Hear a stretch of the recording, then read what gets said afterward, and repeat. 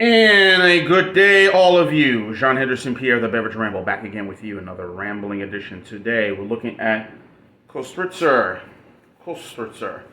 Pale Ale. Bang. Originally brewed at 6.4%, now is brewed at 7%. This is an English Pale Ale style, or German Pale Ale style. Gets an 87 score out of Beer Advocate. On tap, gives it a 3.48 out of 5 score. On the beer right now, as you can see, a lot of head in this. I picked this up at Rouse's. They had I guess their discount of beers being discounted or being sorted through, I guess. And went ahead and picked this can up and said, I gotta review this beer. So I have seen it in a 4-pack. I think it goes for about a 4-pack of the 16-ounce cans at that location, or pint cans, you want to say. It goes for about $9, $10. So, like a bit high. So, but I'm going to pay a lot for the good stuff. So, I'm going to let this beer kind of settle on top right now, but I'm loving the color right now, right on the bottom. Nice orange color. For a pale ale, you think it's an IPA, but it's not. So, brewed under the font of the German purity law, the way they brew beer. Brewed according to the German purity law, how they brew beers, just like with Pilsners, Doppelbocks, things like that. So, this thing has said, nice aroma. I wonder what type of hops they're using, but it says smell like hops that you use for any other pale ale. But this is probably the hops a little more stronger overseas than some of the hops made here in the States. But smells impeccable. Again, a lot of head up top, as you can see. So, all right, folks, let's have at it.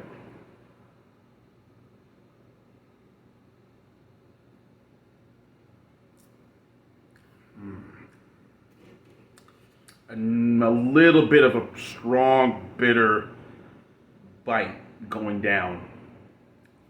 Almost like you're drinking an IPA, but you're not. But definitely, they say it's very hoppy. Very unusual for a German or for a pale ale made in Europe. So, beer mustache. But yeah, I'm gonna let this thing sit, man. That's a lot of. Remind me that was that recreational ale I had from Terrapin, where it would just constantly just foam up like immediately. It's like, wow, that's just a lot of foam. Where's the beer? So kind of let it sit and let it just kind of do its magic. So yeah, I've been wanting to try a lot of. I'm still after all these years now. This year will be 7 years.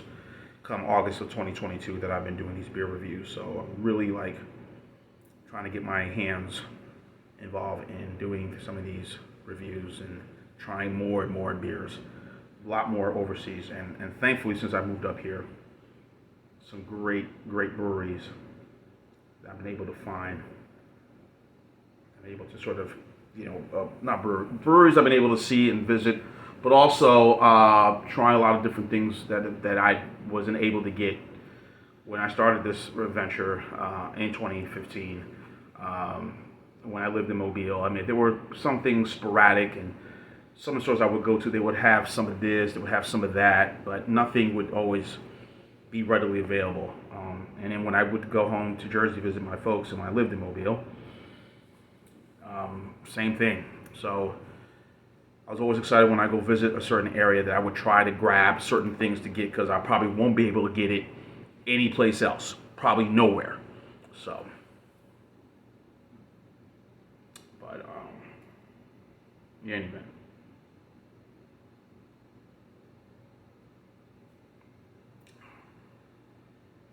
Nice. Really good. Very strong. I mean, but a good, refreshing beer. Nice. I mean, this is 7%. Maybe it was a good idea to kind of raise the ABV up. Maybe, yeah. Not an imperial pale ale. Dare I say, I won't say that, but nice, good, nice bitterness to the end. It has sort of that very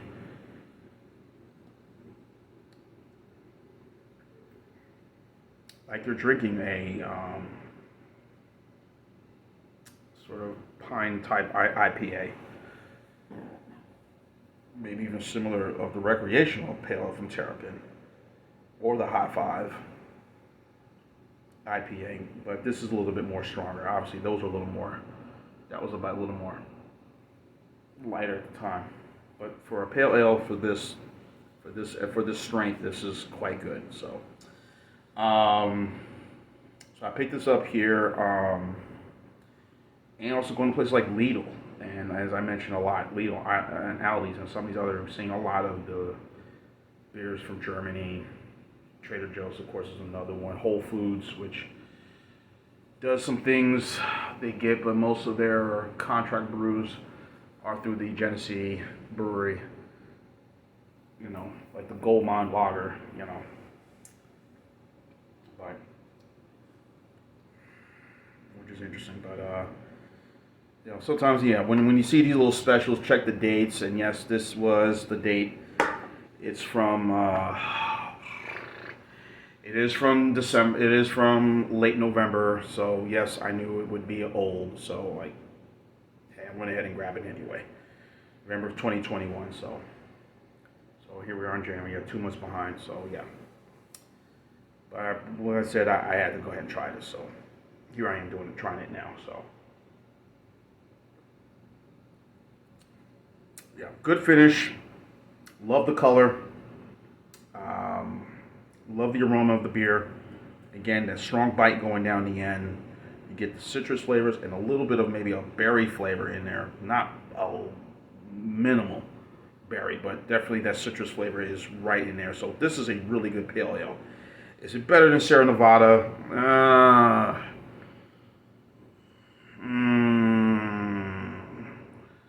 I would say dead even, but I think I'm leaning to this because of this. This is higher alcohol.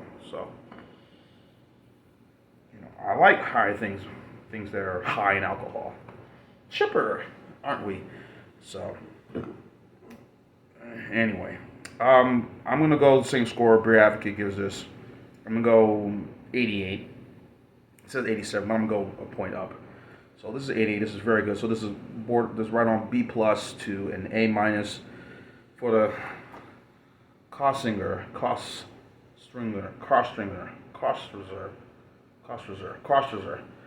Yeah, I pronounced it earlier in the end, but I tend to butcher names, so forgive me, folks. But Köstritzer Pale Ale, really good, 7% ABV, a fabulous pale ale. Try it with a nice burger, with a very strong cheese on top of it, or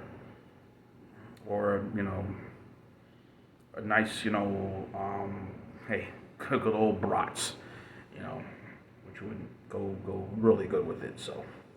There you go. So that is my score for this delicious beer. 8.8, a B plus for Köstritzer Pale Ale. John Henderson, Pierre of the Beverage Ramble. To keep on watching as always. Cheers, live, laugh, and love. Köstritzer Pale Ale. Enjoy. I do.